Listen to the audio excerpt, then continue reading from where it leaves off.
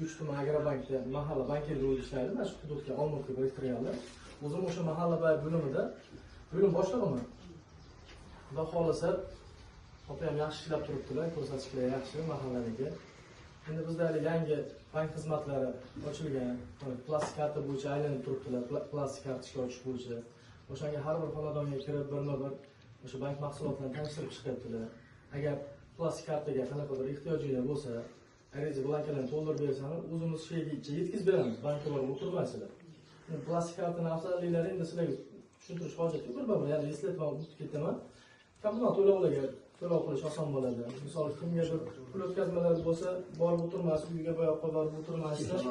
O'sha yengillashtirish, mijozlarni yumushini yengillashtirish. Keyin yana misol xonadoningizda ishsiz fuqarolar bo'lsa, ishsizlar bo'lsa, ularga kafillik asosida kreditlarimiz bor, qulay shartlarda.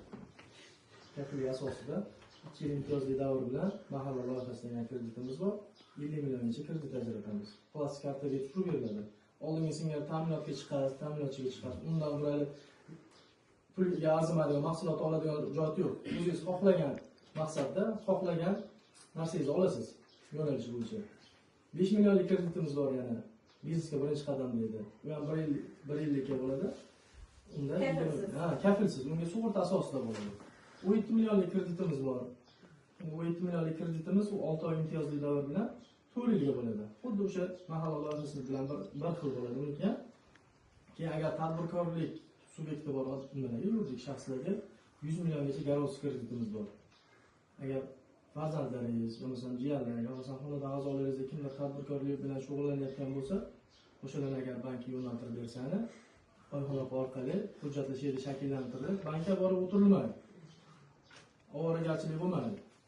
O'sha tartib asosida hujjatlarni yig'ib bersanglar, ular bankka yo'naltiradi, biz o'zimiz shug'ullanib, oxirigacha yetkazib beramiz. Foizi hozir mana mahalla loyihasida 50 milliongacha bo'lgani bilan erkaklarga 25%, ayollarga imtiyozimiz bor. 2% imtiyozi bilan 23% ga tushadi. Ayollarga undan yengillik qilingan. Har bitta kreditimizda ayollarga 2% imtiyozi bor. Oldin kredit olganimizda ta'minotchilar foydalanib, foydalanaki siz foyda ko'rardingiz. Hozir unaqa emas. O'zingiz birinchi kartangizga tushadi, o'zingiz birinchi foydangizga kirib ketaverasiz. Oldingina singari u ushlab qolib, ta'minotchi o'zini foydasini ushlab qolib, keyin sizga kirib bermaydi. Uni hujjati qanaqa bo'ladi? Mana siz mana olaman siz ishsiz bo'lsangiz, sizni pasportingiz, pasport kopiyangiz, band o'zini band qilasiz, sovuq guvohnomangiz, mahalladan tavsiyanoma. 50 millionga hokim yordamchisi tavsiya bermaydi.